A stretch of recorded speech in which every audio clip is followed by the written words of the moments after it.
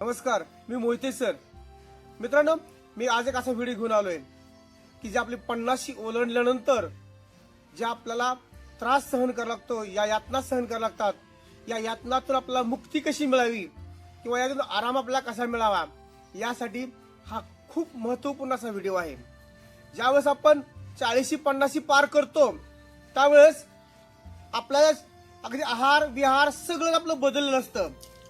वेळेनुसार आपली कोणतीच गोष्ट घडत नाहीये आणि मग याच्यामुळं शरीरामध्ये सुडौलपणा येतो आणि त्याच्यामुळे काय होतं प्रामुख्यानं की आपण आपलं वजन वाढतं. वजन वाढलं की सांध्यावरील ताण पडतो, गुडघेदुखी वाढते, सांधेदुखी दुखतात, कंबरदुखी होते. अशा असंख्य आजाराला आपण काय होतो बळी पडतो. मग ज्यावेळेस आपल्याला अशा सांधेदुखी चालू होते त्यावेळेस आपण लगेच म्हणतो दवाखान्यात आपण जाऊया, मला उठता येत नाही, बसता येत नाही, सांधे दुखतेत. आणि मग अशा वेळेला आपल्याला मेडिकलमधून किंवा दवाखान्यातून आपल्याला जे स्टेरॉइडच्या आपल्याला गोळ्या दिल्या जातात की तात्काळ आपल्याला आराम मिळावा, पण त्या स्टेरॉइडचा परिणाम भविष्यामध्ये पुढे खूप आपल्या शरीरावरती विचित्र होतो.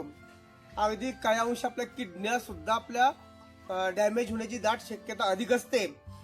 तर मित्रांनो, याच्यातून आपली मुक्ती आपल्याला मिळाली पाहिजे किंवा आपण सुटका मिळाली पाहिजे. आपण गोळ्या न खाता आपल्याला कशा पद्धतीने आपल्याला आराम मिळाला पाहिजे. आणि एकदा आपण गोळ्याचे गुलाम झालो तर वारंवार आपल्याला ती गोळीच खावी लागते आणि आता त्याशिवाय आपल्याला उठता बसता येत नाही. तर या गोळ्याच्या गुलामगिरीतून आपल्याला सोडण्यासाठी किंवा मुक्त करण्यासाठी मी खूप प्रयत्न केला आणि त्या प्रयत्नातून मी एक तेल तयार केलं आहे आणि ते तेल मी स्वतः इथं आमच्या घरामध्ये वापरलं गेलेलं आहे. नंतरच मी तुम्हाला त्याचा रिझल्ट देत आहे किंवा सांगत आहे की हे तेल कशा पद्धतीने बनवायचं. तर मित्रांनो, ज्या व्यक्तींच्या गुडघेदुखीचा त्रास आहे अधिक प्रमाणामध्ये किंवा मणक्याला त्रास आहे, मणका दुखतो, या खांदे दुखतात किंवा आपल्या पायाच्या घोट्याजवळ तिथले सांधे दुखतात, तर अशा व्यक्तीला सूज आलेली असते. तर अशा व्यक्तींनी प्रामुख्यानं हा व्हिडिओ कडवर पूर्णपणे शेवटपर्यंत पाहावा आणि इतरांनाही तो आपण शेअर करावा, कारण याच्या माध्यमातून तुमच्या गोळ्या बंद होणार आहेत आणि तुमच्या ज्या वेदना आहेत त्या वेदना सुद्धा पूर्णपणे कमी होत जाणार आहेत.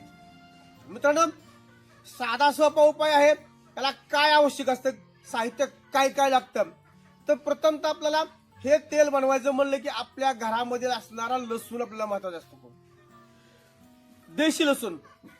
तर अशा पद्धतीचा हा देशी लसूण आपल्याला लाल रंगाचा लसूण असतो बघा. हा लाल रंगाचा लसूण आपल्याला खूप महत्वाचा आहे, फायदेशीर आहे. याच्या व्यतिरिक्त सुद्धा जर आपण शेतामध्ये लसूण लावत असाल तर अधिक प्रभावशाली लसूण कोणता आहे, तर ज्याची पाकळीच बनत नाही. एक पाकळी लसूण ज्याला म्हणतो आपण, तर तो आहे माझ्याकडे. माझ्या शेतामध्येच मी लसूण लावला होता, याची पाकळी बनत नाही. तर असा असणारा हा जो लसूण आहे हा खूप गुणकारी लसूण आहे. या लसणाचा वापर आपल्याला हे तेल बनवण्यासाठी आपल्याला करायचा आहे. हा लसूण असेल तर ठीक, नसेल तर जो आपला बाजारामध्ये हा उपलब्ध होतो लसूण लाल रंगाचा देशी लसूण, तो देशी लसूण उपलब्ध करा तुम्ही, तरी तर चालण्यासारखं आहे. त्यानंतर पुढे काय लागतं आपल्याला, तर सरसो का तेल, त्याला मोहरीचं तेल आपण म्हणतो आपण. हे मोहरीचं तेल आहे.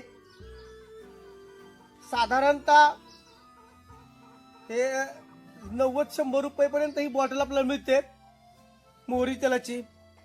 त्यानंतर दुसरं एक तेल आहे आपल्याला, ते सुद्धा आपल्याला मिळतं, तिळाचं तेल. आपल्याला माहित आहे तीळ हे सांधे दुखीसाठी अत्यंत परिणामकारक आहे, उपयुक्त आहे. जर आपण तिळाचं सेवन नियमित जर केलं तर आपली सांधेदुखी कमी होऊ शकते किंवा राहू शकते. तर हे तिळाचं तेल, हे मोहरीचं तेल आणि लसूण, या 3 वस्तू आपण पाहिल्या. आता याच्यानंतर अजून आपल्याला काय आहे त्यासाठी गरजेचं आहे, तर आयुर्वेदिक मेडिकल मध्ये आपल्याला हा कापूर मिळतो.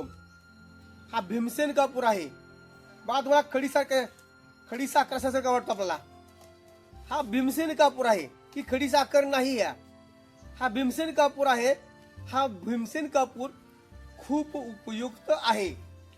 तर या 4 वस्तूपासून आपल्याला तेल बनवायचं आहे. आणि हे तेल बनवत असताना कसं बनवायचं ते मी तुम्हाला सांगणार आहे. आपल्याकडे घरात उपलब्ध असणारा लसूण आहे. घरात आपल्याकडे पात्र असतं, कोणतं एखादं पातेल असेल किंवा एखादी वाटी असेल, मोठी बाउल असेल, तर अशा पद्धतीनं तर कोणत्या धातूचाही महत्वाचं नाही, अल्युमिनियम असू द्या, स्टील असू द्या, कोणते असू द्या. आता छोटंसं मी पातेल माझ्याकडे उपलब्ध आहे अल्युमिनियमचं, ते घेतलेलं आहे. तर याच्यामध्ये प्रामुख्यानं तेल कसं बनवायचं आपल्याला, तर हे सरसो का तेल ज्याला म्हणतो आपण, मोहरीचं तेल, ते साधारणतः आपल्याला त्रास किती आहे हे ठरवूनच आपण बनवायचं आहे. हे केलं तरी काय वाया जात नाही, किती दिवस तुमचं राहू द्या, तो परिणामकारकच आहे. प्रामुख्याने मी तेल घेतलं, मोहरीचं तेल घेतोय.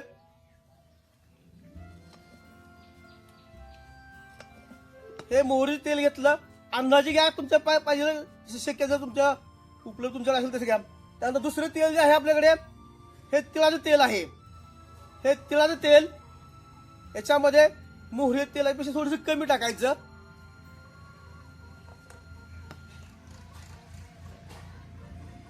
दोन्ही तेल एकत्र मिक्स केलेलं आपण, आणि मिक्स केल्यानंतर जो आपला लसूण आहे त्याचे वरचा जो पाला आहे तो पाला पूर्णपणे काढून टाकायचा. बघितलं आपल्याला, एक कुडी लसूण असेल तर उत्तम, नसेल तर याच्या कुड्या काढा, पाला सवळून त्याच्या काढा बाजूला, आणि तो लसूण आहे असा पूर्ण जरी टाकला तरी चालतोय. किंवा आपल्याकडे चाकू वगैरे असतं, त्या चाकूच्या साह्याने काय करायचा, फोडी बनवा किंवा फोड असायला, आणि तो फोडून काय करायचा, याच्यामध्ये साधारणतः 9 ते 10 या कुड्या ज्या आहेत आपल्याकडे, या सर्व कुड्या 9 ते 10 कुड्या आपल्याकडे काय करायचा, याच्यामध्ये तेलामध्ये आपल्याला मिसळायचं आहे. आता तेलामध्ये मिसळल्यानंतर प्रामुख्याने आपल्याला कसं तेल बनवायचं, तर आपल्याकडे गॅस स्टोव्ह असतो. गॅस स्टोव्हवरती आपण काय करायचं, हे पातेलं ठेवायचं आणि मंद आचेवरती एकदम भरपूर तिची फ्लेम ज्योत बनवायची नाही आपल्याला, तर मंद आचेवरती हा लसूण जो आहे आपला तेला टाकलेला, तो लाल बुंद होईपर्यंत त्याच्यामध्ये तेलामध्ये कडवायचं आहे. किंवा त्याला आपण कडवल्यानंतर आपण तळल्यानंतर काय करपासारखा भाग होतो बघा, तो करपासारखा भाग झाला लसणाचा की तो पण कडवायचा आहे.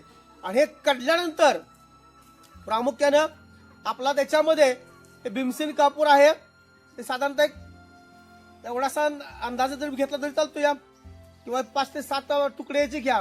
एक खडी साखळी तुकडे असतात तशा पद्धतीनं हे तुकडे 7 ते 5-7 तुकडे घ्या आणि या तेलामध्येच टाका. लसूण बघा, पाण्याला काय घेतलं, मोहरीचं तेल घेतलं, अंदाजे घ्या, काय त्याला प्रमाण असं काही नाही.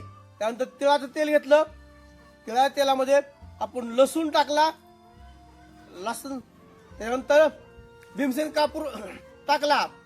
आता जर आपल्या सांध्यावरती सूज येत असेल तर निरगुडीचं झाड आपल्याला तुमच्याकडे असेल, कुठं रोडच्या कडेला वगैरे कुठं असेल तर अतिउत्तम. त्या निरगुडीचा जो पाला आहे तो पाला घेऊन या आणि याच तेलामध्ये तो पाला टाका, निरगुडीचा पाला. कारण निरगुडीचा पाला जेव्हा सांध्यावरती सूज येते त्यावेळेस ते सूज कमी करण्यासाठी उपयुक्त ठरू शकतो. तर हा निरगुडीचा पाला असेल, सूज असेल तर पाला टाका आणि मंद आचेवरती याला काय करा, गरम करा. गरम केल्यानंतर आता गरम झाले लगेच आपण पायाला लावायचं का, आपल्या सांध्याला लावायचं का, नाही लावायचं. कारण रात्रभर त्याच्यातला जो लसूण आहे तो लसूण काढायचा नाही किंवा निरगुडीचा पालाही काढायचा नाही. रात्रभर काय करायचा, त्याच्यामध्ये तसंच झाकण ठेवून आपलं घरात बंद ठेवायचं. आणि झाकण बंद केल्यानंतर सकाळी उठल्यानंतर त्याचा पूर्ण अंश भीमसेन कापूरचा असेल किंवा लसणाचा पूर्ण अंश आहे तो त्या तेलामध्ये उतरला जाईल. आणि त्यानंतर गुणकारी वेदनाशामक तेल आपलं तयार झालं असं म्हणायचं. चोळू शकता, जोरात चोळायचं नाही, हलक्या हातानं चोळायचं, जेणेकरून त्या ठिकाणी जिथं आपल्याला दुखतंय, वेदना होतात किंवा जिथं सूज आहे अशा ठिकाणी आपल्याला काय करायचं आहे, ते हलक्या हाताने आपण जर चोळत राहिलो तर निश्चित अगदी तुम्हाला लगेचच फरक जाणवेल. मित्रांनो, गोळ्या खाण्यापेक्षा हे चांगलं आहे. तुम्ही एकदा औषध लावलं तर 4 ते 5 दिवस परत तुम्हाला औषध लावण्याची आवश्यकता भासत नाही. आणि नंतर पुन्हा वेदना होऊ लागल्या पुन्हा तेल लावा. याला कुठलाही साईड इफेक्ट नाही, काही नाही. आपल्या सांध्यांना याच्यामुळे वंगण होतंय आणि वंगण झाल्यामुळे तिथल्या वेदना कमी होतात, सूज कमी होते आणि थोडक्या पैशामध्ये भागणारा हा उपचार आहे. गोळ्या खूप महागड्या असतात, त्याच्यामुळे किडनी डॅमेज होण्याची शक्यता असते. त्याच्याबरोबर स्टेरॉइडमुळे असंख्य आजार निर्माण होण्याची शक्यता असते. तर या गोष्टी टाळा आणि आपल्या घरच्या घरी तुम्ही तेल तयार करा. मी सांगितलं तुम्हाला मोहरी तेल, तिळाचं तेल, भीमसेन कापूर, लसूण एवढंच उपलब्ध आहे. तेवढे एकत्र टाका, घरी तेल तयार करा, अनुभव घ्या आणि नंतर मला कमेंट्स करून सांगा की सर आम्हाला यात आराम मिळाला आहे की नाही. मित्रांनो, हा व्हिडिओ जर आपल्याला आवडला असेल तर लाईक करा, शेअर करा आणि सबस्क्राईब करायला विसरू नका.